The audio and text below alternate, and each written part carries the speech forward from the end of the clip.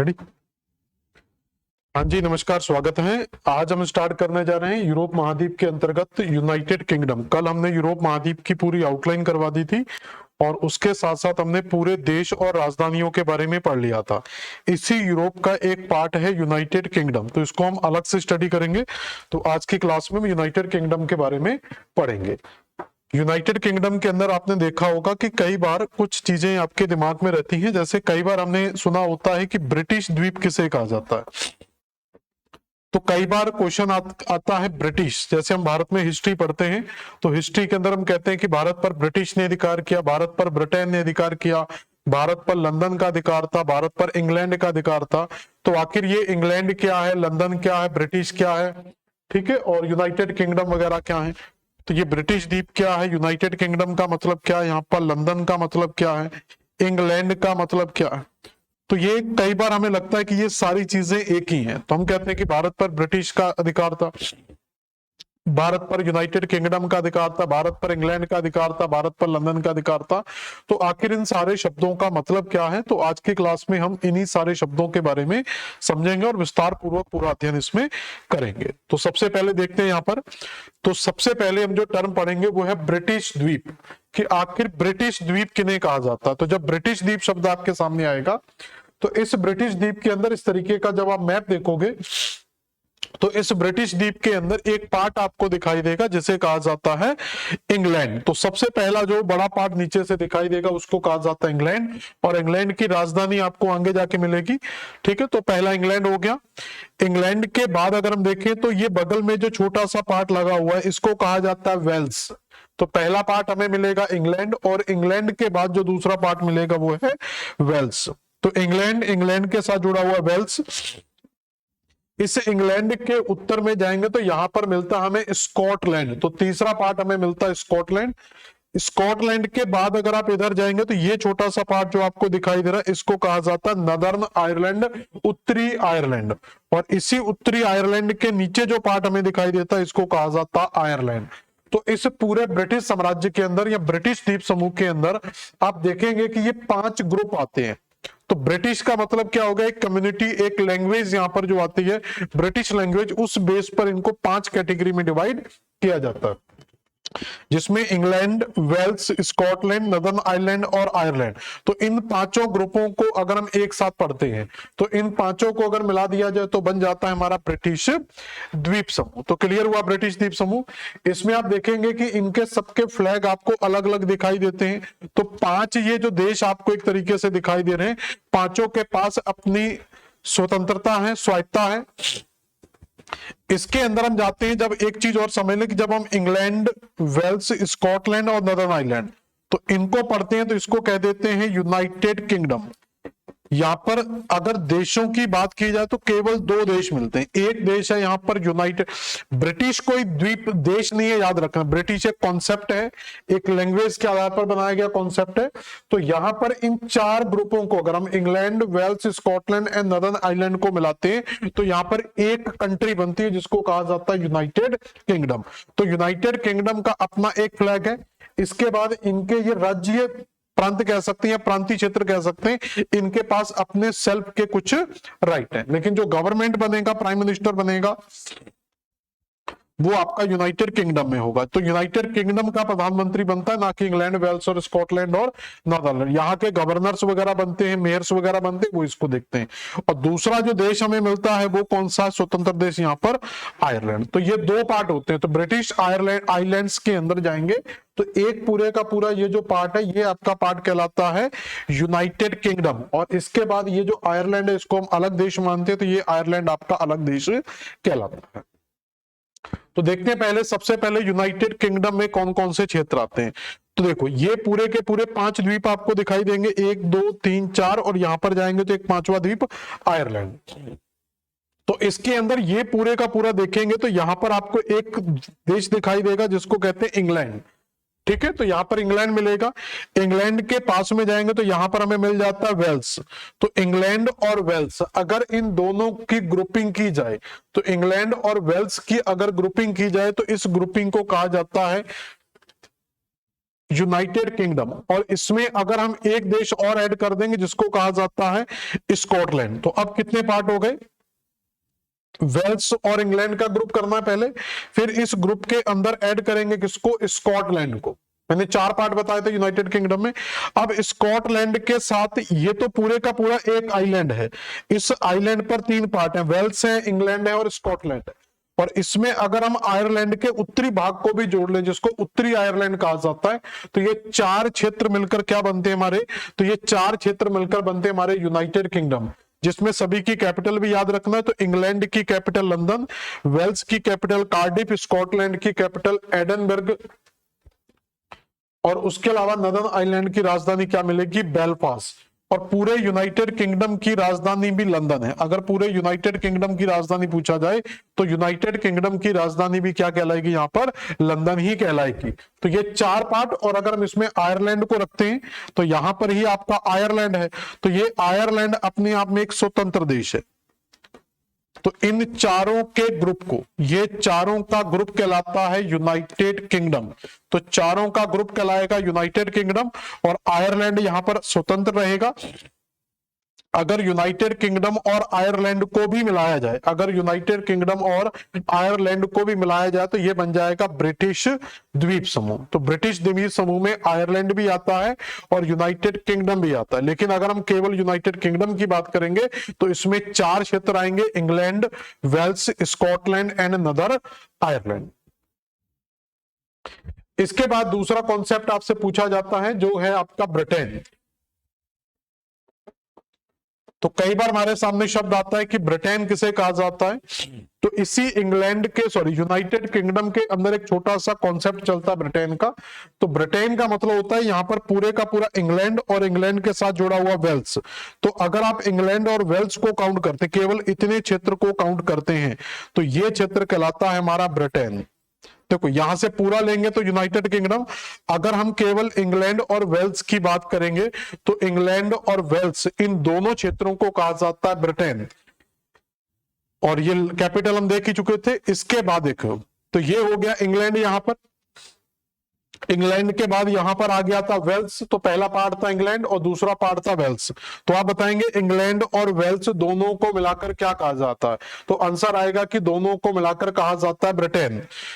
अब इंग्लैंड और वेल्स के साथ अगर हम स्कॉटलैंड को भी ऐड कर लें, तो इंग्लैंड और वेल्स और स्कॉटलैंड इसको भी ऐड कर लें, तो ये 3 देशों का जो, या 3 प्रांतों का जो ग्रुप है, इन 3 प्रांतों के ग्रुप को कहा जाता है ग्रेट ब्रिटेन। तो अगला जो टर्म आता है वो क्या कहलाता है? Great Britain. तो ग्रेट ब्रिटेन के अंदर 3 पार्ट आते हैं, ठीक है। तो इसमें वेल्स का पार्ट आएगा, इंग्लैंड का पार्ट आएगा और स्कॉटलैंड का पार्ट आएगा। तो वेल्स, इंग्लैंड और स्कॉटलैंड को मिला देंगे तो बन जाएगा ग्रेट ब्रिटेन। तो सबसे छोटा कॉन्सेप्ट जो यहां पर मिलता है वो है ब्रिटेन। तो ब्रिटेन के अंदर आता है इंग्लैंड और वेल्स। इसको थोड़ा और बड़ा करेंगे, स्कॉटलैंड को मिला देंगे तो बन जाएगा ग्रेट ब्रिटेन। और स्कॉटलैंड के साथ साथ अगर हम आयरलैंड को भी ऐड करेंगे, तो इस आयरलैंड को ऐड करेंगे तो ये बन जाएगा यूनाइटेड किंगडम। और यूनाइटेड किंगडम के साथ अगर हम आयरलैंड को भी ऐड करेंगे तो वो बन जाएगा ब्रिटिश आइल्स द्वीप समूह। देखो जरा यहां पर समझे, एक बार पूरा समझ लो इसको, पूरा क्या है। देखो अगर हम वेल्स और इंग्लैंड को, अगर हम केवल इतना क्षेत्र लेकर चलते हैं, अगर हम केवल वेल्स और इंग्लैंड को लेते हैं तो ये कहलाता है हमारा ब्रिटेन। तो ये इतना सा क्षेत्र, अगर हम केवल वेल्स और इंग्लैंड को लेते हैं तो ये कहलाता है हमारा ब्रिटेन। क्लियर हुआ। लेकिन अगर हम इसमें वेल्स, इंग्लैंड और स्कॉटलैंड को भी ऐड कर लेते हैं तो ये कॉन्सेप्ट कहलाता है हमारा ग्रेट ब्रिटेन। तो ये कॉन्सेप्ट कहलाएगा ग्रेट ब्रिटेन। अगर इस ग्रेट ब्रिटेन, तो 3 क्षेत्र हो गए, 1, 2 और 3। तो 2 क्षेत्रों को कहेंगे ब्रिटेन, 3 क्षेत्रों को कहेंगे ग्रेट ब्रिटेन। और अगर 3 में यहां पर आयरलैंड वाला क्षेत्र, ये थोड़ा नीचे दिखा दिया गया, तो अगर आयरलैंड को भी ऐड करें तो ये 4 क्षेत्रों का ग्रुप बन जाएगा। तो इस 4 क्षेत्रों के ग्रुप को कहा जाता है। तो इसमें 4 पार्ट आते हैं, कौन कौन से? वेल्स, इंग्लैंड, स्कॉटलैंड और नदर्न आयरलैंड। तो इसको कहते हैं यूनाइटेड किंगडम। और अगर केवल 3 क्षेत्रों को काउंट करेंगे, स्कॉटलैंड, इंग्लैंड और वेल्स, तो इसको कहते हैं ग्रेट ब्रिटेन। और अगर वेल्स और इंग्लैंड को काउंट करेंगे तो इसको कहा जाता है ब्रिटेन।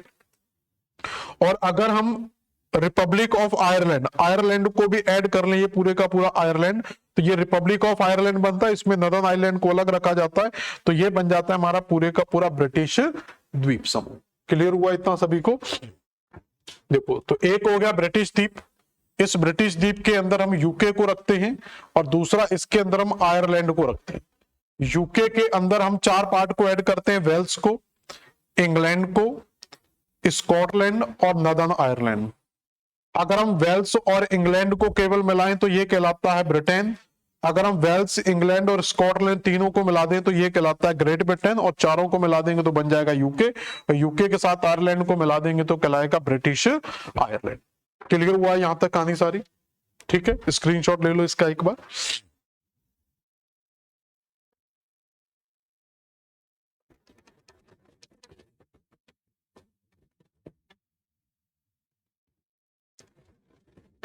ठीक है, तो ये यहां तक की कहानी आपकी कंप्लीट होती है। एक बार इसको दोबारा से सुन लें। ब्रिटिश आयरलैंड की अगर हम बात करें तो ब्रिटिश आयरलैंड के अंदर England, Wales, Scotland, Northern Ireland और आयरलैंड को भी शामिल करते हैं। अगर हम केवल ब्रिटेन की बात करें तो उसमें केवल इंग्लैंड और वेल्स को शामिल करेंगे। अगर हम ग्रेट ब्रिटेन की बात करें तो उसमें इंग्लैंड, वेल्स और स्कॉटलैंड भी शामिल होगा। अगर यूनाइटेड किंगडम की बात करें तो उसमें England, Wales, Scotland, Northern island भी शामिल होगा और आयरलैंड भी शामिल होगा। तो ये बन जाएगा पूरे का पूरा ब्रिटिश आइलैंड। तो ये यहां तक के देशों की कहानी होगी, सबकी कैपिटल अलग अलग याद रखेंगे। इसके बाद यहां पर हम थोड़ा सा आउटलाइन के बारे में पढ़ लेते हैं। जैसे हमने यूरोप महाद्वीप की पूरी आउटलाइन पढ़ी थी, उसी प्रकार से यूनाइटेड किंगडम की आउटलाइन को हम यहां पर कंप्लीट करेंगे। तो आउटलाइन का मतलब कि इसके चारों तरफ भी छोटी छोटी खाड़ियां मिलती हैं, छोटे छोटे द्वीप मिलते हैं, तो उनके बारे में भी हम यहाँ पर थोड़ी सी स्टडी करेंगे। तो देखें यहाँ पर कैसे कंप्लीट करेंगे इसको। देखो, तो सबसे पहले ये ऊपर का हिस्सा है, इसको स्कॉटलैंड के नाम से जाना जाता है। तो सबसे ऊपरी हिस्से को किस नाम से जानते हैं? स्कॉटलैंड। और स्कॉटलैंड के आसपास का जो सागरी क्षेत्र है उसको स्कॉटिश सी के नाम से जाना जाता है। तो स्कॉटलैंड के आसपास के जलीय भाग को क्या बोल देते हैं? स्कॉटिश सी के नाम से जाना जाता है। तो इस स्कॉटलैंड के सबसे ऊपर जाएंगे, तो सबसे ऊपर जाएंगे तो यहाँ पर एक आइलैंड का द्वीप दिखेगा जिसको कहते हैं शेटलैंड आइलैंड। तो स्कॉटलैंड के सबसे उत्तर में एक छोटा सा पार्ट दिखाई देता है जिसको कहा जाता है शेटलैंड आइलैंड। तो ये स्कॉटलैंड का ही पार्ट है। इसके बाद जाएंगे तो ऑन्क्रे करके एक आइलैंड आपको मिल जाएगा। तो पहले शेटलैंड मिलेगा, शेटलैंड के बाद आपको क्या मिल जाएगा? ऑन्क्रे आइलैंड मिल जाएगा। ऑन्क्रे आइलैंड और स्कॉटलैंड, ये मेन स्कॉटलैंड की बाउंड्री है। तो इसके बीच में यहां पर जो गैप आपको दिखाई दे रहा है, इस गैप के बीच में एक खाड़ी मिलती है जिसको कहते हैं पेटलैंड फिर्थ। फिर्थ का मतलब यहां पर याद रखना खाड़ी ही होता है, लेकिन यहां पर स्कॉटलैंड के अंदर एक अलग ही ज्योग्राफिकल कंडीशन मिलती है जिसको फिर्थ के नाम से जाना जाता है। फिर्थ का मतलब होता है इसका जो तटीय क्षेत्र है वो काफी ज्यादा खटाफटा, मतलब तट को समुद्र की लहरों पर इतना ज्यादा नोचिंग कर दी कि इतना ज्यादा कटाफटा कर दिया कि वो आधा भाग पानी के अंदर रह गया और आधा भाग स्थल पर, मतलब एक कटा हुआ तट दिखाई देता है। तो इसी कटे हुए तटीय क्षेत्र को फिर्थ के नाम से जाना जाता है। ये केवल स्कॉटिश सागर या स्कॉटलैंड की विशेषता। तो स्कॉटलैंड की एकमात्र विशेषता है कि वहां पर क्या पाए जाते हैं? फिर्थ पाए जाते हैं। तो कई बार आपसे पूछेगा कि फिर्थ कहां पाए जाते हैं, तो केवल स्कॉटलैंड के क्षेत्र में ही पाए जाते हैं, स्कॉटिश सागर के अंदर ही पाए जाते हैं। तो पहले पेटलैंड फिर्थ याद रखेंगे। पेटलैंड फिर्थ के नीचे जाएंगे तो ये वाला क्षेत्र देखोगे तो ये भी एक खाड़ी की तरह हमें दिखाई दे रहा है। तो इसके अंदर भी आपको एक खाड़ी मिलेगी जिसको कहते हैं मोरे फिर्थ। तो यहां पर भी देखो फिर्थ शब्द यूज हुआ, फिर्थ के लिए हिंदी में याद रखेंगे खाड़ी। इसके बाद स्कॉटलैंड के अंदर अगर आप जाओगे तो यहां पर एक छोटा सा बंदरगाह आपको मिलेगा जिसका नाम है एबरडीन। तो यहां पर छोटा सा एक बंदरगाह मिलेगा जिसका नाम क्या है? Aberdeen port. ये स्कॉटलैंड का सबसे महत्वपूर्ण बंदरगाह एबरडीन पोर्ट, बिल्कुल तट पर ही आपको मिलेगा। इसके बाद ये वाला क्षेत्र देखेंगे तो यहाँ पर और कटा हुआ पार्ट आपको दिखाई देता है। तो ये भी एक अंदर क्यों घुसा हुआ है, इसको कहते हैं फिर्थ ऑफ फोर्थ, या इसको हिंदी में कई बार कहा जाता है फोर्थ की खाड़ी। फिर्थ का मतलब वही खाड़ी होता है, तो कई बार इसको डायरेक्ट फोर्थ की खाड़ी भी बोल दिया जाता है, तो ऐसे भी याद रख सकते हैं। तो 3 फिर्थ आपको यहां पर मिलते हैं। पहला मिलेगा पेटलैंड फिर्थ, उसके बाद मोरे फिर्थ, और मोरे फिर्थ के बाद मिल जाएगा फिर्थ ऑफ फूर्त। तो पेटलैंड की खाड़ी, फिर्थ की खाड़ी, सॉरी मोरे की खाड़ी और फूर्त की खाड़ी, तीन खाड़ियां यहां पर मिलती हैं। शेटलैंड आइलैंड मिल जाएगा, ओंकरे आइलैंड मिल जाएगा, दो आइलैंड मिलेंगे और एक पोर्ट याद रखो, एबरडीन पोर्ट, कहां पर है, स्कॉटलैंड में। तो ये इतना स्कॉटलैंड का याद रखेंगे। इसके अगर हम और नीचे जाएं तो यहां पर हम देख चुके थे फुर्त की खाड़ी, तो ये फुर्त की खाड़ी से अगर आप नॉर्थ नीचे जाते हैं तो ये वाला जो बेल्ट है, यहां पर भी आपको एक छोटी सी खाड़ी दिखाई देती है जिसको कहते हैं ब्रिंगटन की खाड़ी। तो ब्रिंगटन की, देखो यहां पर फोर्थ में फिफ्थ शब्द यूज हो रहा है, तो यहां पर खाड़ी के लिए क्या यूज हुआ, फिफ्थ शब्द हुआ, लेकिन यहां पर खाड़ी के लिए क्या शब्द यूज हो रहा है, बे शब्द यूज हो रहा है। तो इसका मतलब है कि केवल स्कॉटलैंड वाले एरिया में ही, केवल स्कॉटलैंड वाले एरिया में ही फिफ्थ शब्द का यूज किया जाता है। यहां पर इंग्लैंड, ये कौन सा पार्ट आ जाएगा, इंग्लैंड का पार्ट आ जाएगा। तो इंग्लैंड वाले पार्ट में हम फिफ्थ का शब्द यूज नहीं करेंगे, यहां पर डायरेक्ट हम बे शब्द यूज करेंगे। तो यहां पर ब्रिंड लिंगटन की खाड़ी आपको मिल जाएगी। तो ब्रिंड लिंगटन की खाड़ी कहां पर स्थित है, तो ये भी याद होना चाहिए कि ये यूनाइटेड किंगडम में इंग्लैंड में स्थित है, ये भी आपको याद रखना है। तो कौन सी खाड़ी स्कॉटलैंड के पार्ट के पास में है और कौन सी खाड़ी इंग्लैंड के पार्ट के पास में, ये आपको याद होना चाहिए। इसके बाद अगर आप देखेंगे तो यहां पर दा वॉश के नाम से आपको एटलस में मिलेगा, इसको डायरेक्ट वॉश की खाड़ी भी बोल देते हैं, तो इसको कहा जाता है वॉश की खाड़ी। तो जैसे ब्रिंगटन से नीचे जाएंगे तो यहां पर आपको क्या मिल जाएगा, वॉश की खाड़ी मिल जाएगी। और इस पूरे यूनाइटेड किंगडम के इस साइड जो सागरी क्षेत्र मिलता है उसको कहते हैं उत्तरी सागर, नॉर्थ सी। मैंने यूरोप के अंदर भी आपको उत्तरी सागर पढ़ाया था, तो उत्तरी सागर के तटीय क्षेत्रों को ग्रांड बैंक के नाम से जाना जाता है। तो इस उत्तरी सागर का जितना भी तटीय क्षेत्र है उसको ग्रांड बैंक के नाम से जाना जाता है। ग्रांड बैंक जो मत्स्य उत्पादन या मछली उत्पादन के लिए वर्ल्ड फेमस है, ग्रांड बैंक। जैसे सॉरी ग्रांड बैंक नहीं, डोगर बैंक, ग्रांड बैंक तो वहां पर था, इसको क्या कहते हैं, डोगर बैंक। तो नॉर्थ अमेरिका में मिलता है ग्रांड बैंक, यहां पर कहा जाता है इसको डोगर बैंक। यहां तक क्लियर हुआ सभी को, अब आगे समझे। तो ये पूरे का पूरा नॉर्थ सी है, इस साइड पूरे का पूरा नॉर्थ सी से, ये मैंने यूरोप के अंदर भी आपको पढ़ाया था। यहां पर जो बेल्ट मिलता है वो है फ्रांस। तो फ्रांस और यूनाइटेड किंगडम, मतलब ये आपका इंग्लैंड वाला पार्ट आ जाएगा, तो यूनाइटेड किंगडम भी बोल सकते हैं। तो यूनाइटेड किंगडम और फ्रांस के बीच में ये जो जली भाग दिखाई दे रहा है, इस जली भाग के बीच में यहां पर हमने खाड़ी पड़ी थी डोवर की जल संधि। तो डोवर जल संधि हमें कहां पर मिलती है, फ्रांस और यूके के बीच में मिलती है। अब ये डोवर जल संधि क्या करती है, अगर आप इंग्लिश नॉर्थ सी से, उत्तरी सागर से अगर आप फ्रांस यूके के बीच से निकलते तो आपको डोवर जल संधि क्रॉस करनी होगी, और इस डोवर जल संधि को क्रॉस करके हम जा सकते हैं किसके अंदर, इंग्लिश चैनल। इसी इंग्लिश चैनल को इस तट से इस तट पर क्रॉस करके कई वर्ल्ड रिकॉर्ड लोगों के द्वारा, जो हमारे तैराक है उनके द्वारा कई वर्ल्ड रिकॉर्ड बनाए जाते हैं। तो भारत की पहली महिला तैराक जिसने इस इंग्लिश चैनल को तैरकर पार किया था वो थी आरती साहा। तो आरती साहा पहली महिला थी। और मिहिर सेन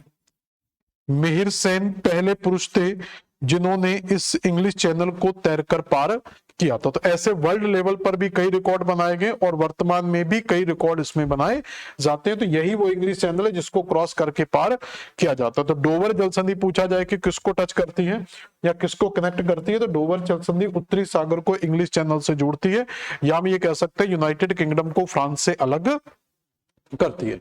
इंग्लिश चैनल से जब आप बाहर निकलेंगे तो देखो, अगर नीचे की ओर जाते हैं तो आप यूरोप के वाले भाग में चले जाएंगे, बिस्के की खाड़ी की ओर चले जाएंगे।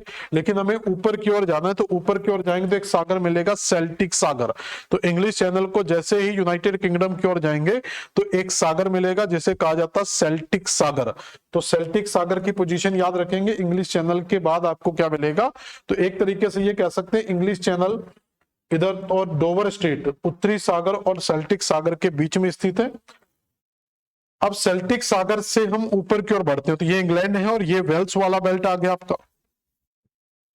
सेल्टिक सागर से ऊपर जाएंगे तो ये वाला यहां पर है, याद रखना ये खाड़ी। तो ये जो अंदर की ओर घुसा हुआ पार्ट दिखाई दे रहा है इसको कहते हैं ब्रिस्टल चैनल या ब्रिस्टल की खाड़ी भी बोल सकते हैं। तो ये बहुत सकरा भाग अंदर की ओर धसा हुआ है जिसको ब्रिस्टल की खाड़ी या ब्रिस्टल चैनल के नाम से जाना जाता है।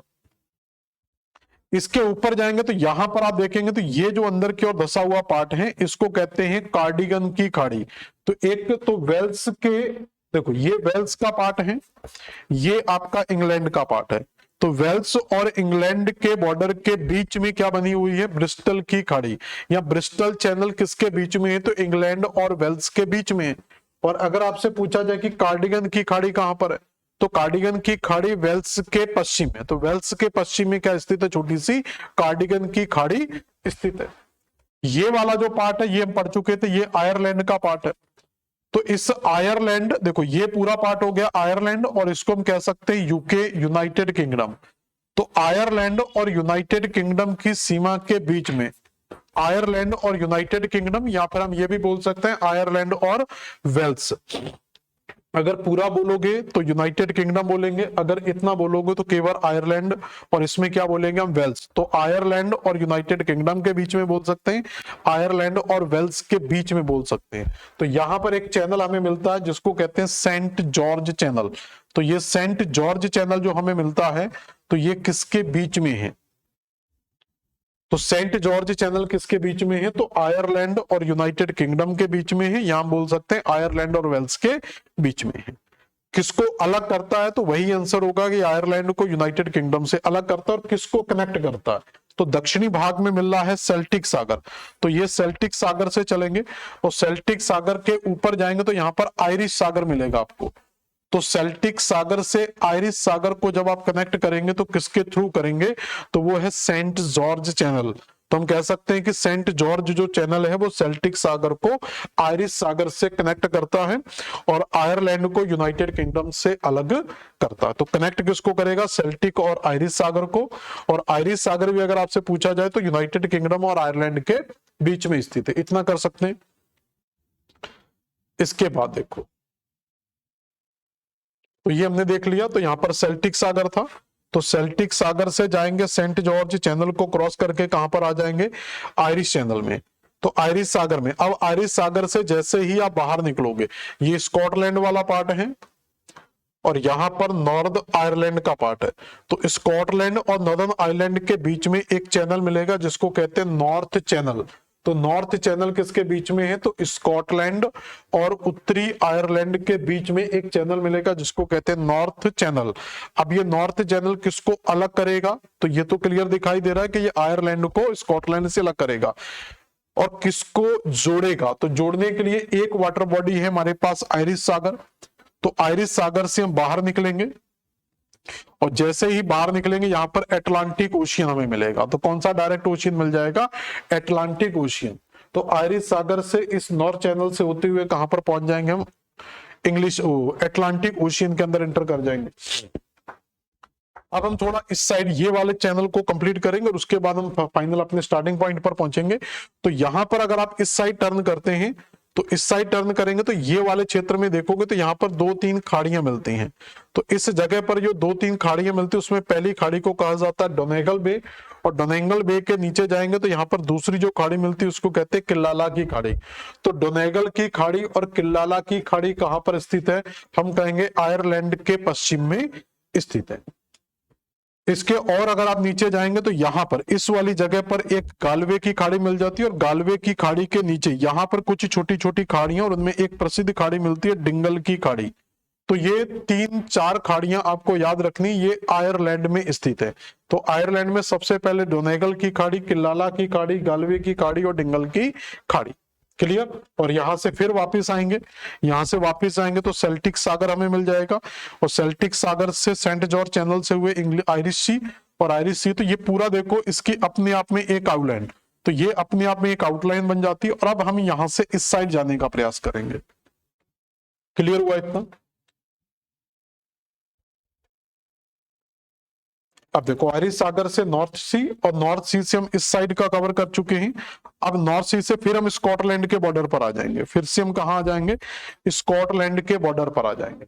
जब आप स्कॉटलैंड के ऊपर की ओर चलेंगे, यहां से ऊपर की ओर चलेंगे तो यहां पर आपको ये छोटे छोटे द्वीप मिलते हैं। ये स्कॉटलैंड के छोटे छोटे द्वीप हैं जिनको हाइब्रिड्स आइलैंड के नाम से जाना जाता है।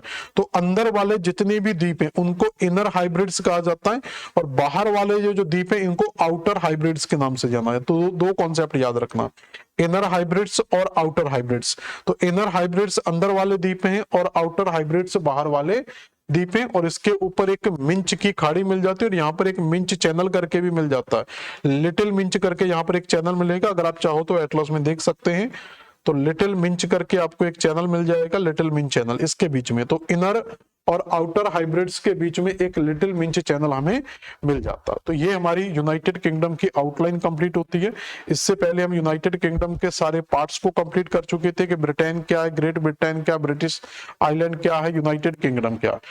आउटलाइन के अंदर अगर आप देखोगे तो सबसे पहले हमने, ठीक है, शेटलर आइलैंड पढ़े, उसके नीचे हमने ओंक्रे आइलैंड पढ़ाया, उसके नीचे हमने पेटलैंड की खाड़ी पढ़ी, पेटलैंड की खाड़ी के नीचे जाएंगे तो मोरे की खाड़ी, मोरे की खाड़ी के नीचे जाएंगे तो वॉश की खाड़ी, वॉश की खाड़ी के नीचे हम इंग्लिश चैनल में आ जाएंगे, सॉरी उत्तरी सागर, और उत्तरी सागर से क्रॉस करके डोवर स्टेट से इंग्लिश चैनल आ गए थे, और इंग्लिश चैनल से होते हुए हम सेंट जॉर्ज चैनल से सेल्टिक सी को क्रॉस करके आयरिश सागर, और आयरिश सागर से नॉर्थ सी, नॉर्थ सी से इनर आउटर हाइब्रिड से होते हुए फिर हम फाइनली अपनी जगह पर पहुंच जाते हैं। तो ये हमारी पूरी की पूरी आउटलाइन यूनाइटेड किंगडम की कंप्लीट होती है। तो यूनाइटेड किंगडम का चैप्टर यहाँ पर आपका कंप्लीट होता है। ठीक है, ये छोटा सा कॉन्सेप्ट था, ये यूरोप से अलग नहीं है, ये यूरोप कॉन्टिनेंट के अंदर ही हमने यूनाइटेड किंगडम को कंप्लीट किया है। अब हम अगली क्लास में क्या करेंगे, तो पूरे का पूरा यूरोप महाद्वीप और इंक्लूडिंग यूनाइटेड किंगडम, इसकी पूरी फिजिकल ज्योग्राफी को पढ़ेंगे, जिसमें हम पर्वत, पठार, नदियां, झीलें, ये सारा कंप्लीट करेंगे यूनाइटेड किंगडम में। उस समय आपको दोबारा से भी पढ़ाऊंगा। ठीक है, धन्यवाद, मिलते हैं फिर अगली क्लास में।